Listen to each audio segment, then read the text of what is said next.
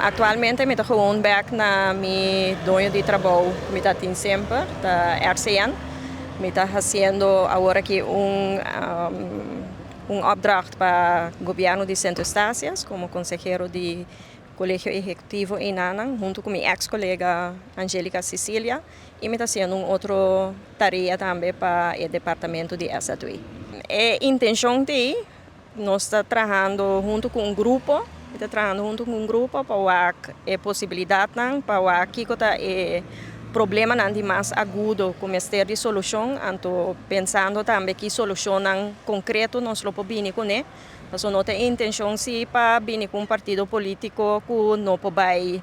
13 solução ou 13 coisas que o povo mestre. Então nós está atualmente ainda bezig com isso aqui, informando, buscando informação, buscando dados,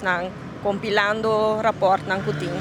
para nós tomar nossa decisão final. Eu quero que o povo porta tranquilo nesse sentido que não me está dentro do governo para me seguir trabalhando para o povo de Bonaire e seguro que a área social, essa é a área que está no meu coração, que eu sempre me sigo trabalhando a área aqui para dentro ou para fora do governo. Nós estamos bezig com o processo, então me tenho seguro se nós damos esta com nossa mira, que nós podemos trazer uma diferença concreta e real, que é hora seguro nós sabemos que o grupo que nós temos está indo